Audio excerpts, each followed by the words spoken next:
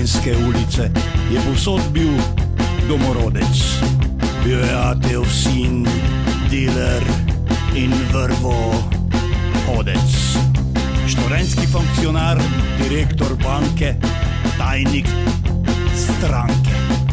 Za varnost svoje ulice pa si je kupil lok in sulice postal je Srečko Komanč iz slovenske ulice.